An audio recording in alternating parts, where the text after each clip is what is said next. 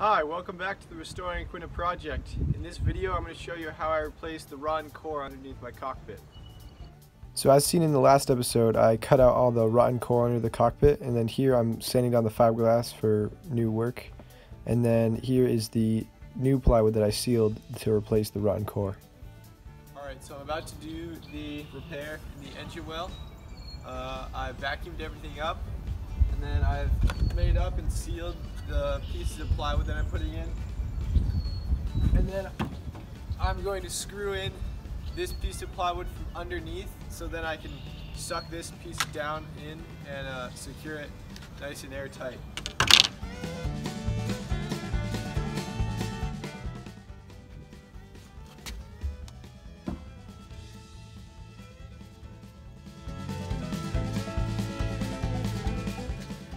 Alright, here's what has been done so far.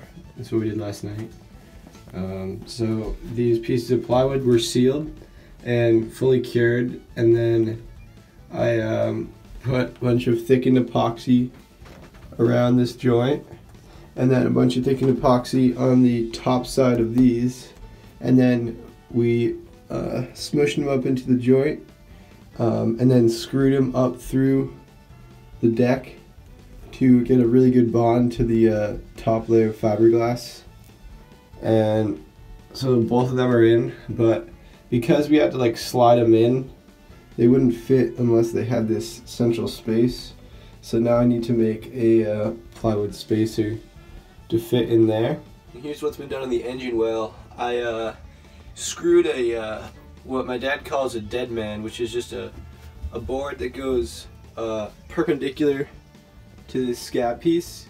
I screwed that in underneath, coming up from the bottom, and then I was able to screw this top scab into that, and that helped push this fiberglass down because the shape of the anchor well is quite curved.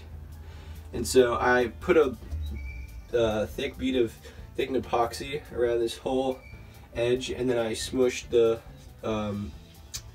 sealed plywood down onto that and let that set up. And then I did a couple layers of fiberglass around all the joints, and then one over the whole thing. I found this little hole for letting the engine well drain, but the problem with it is that the bottom of it was open, or there was a little bit of material, but it broke off when I touched it. The bottom was open, so that's how all the water was getting in.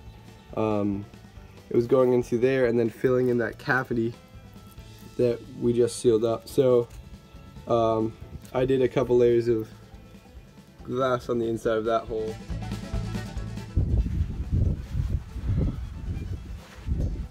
Alright, so basically the repair of the cockpit floor we divided into three parts. The first part was replacing the core, which I've finished. The second part is putting back the fiberglass I removed and securing that to the core, which I have just finished. And then the third part is re-glassing all of that in and reinforcing all of that. But before I do that, I'm going to use some fiberglass reinforced body filler, like Bondo, to fill in any of the spaces that were not filled. When I cut it out with the angle grinder blade leaves a small gap, so I want to fill all that in and get it all cleared out. Alright, so I'm wrapping it up for today. I got pretty much all of the fiberglassing done.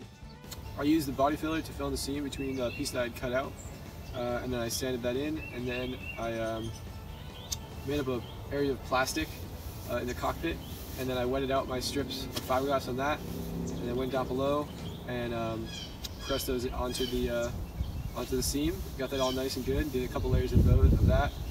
I sealed my new support post, and I secured that with fiberglass as well.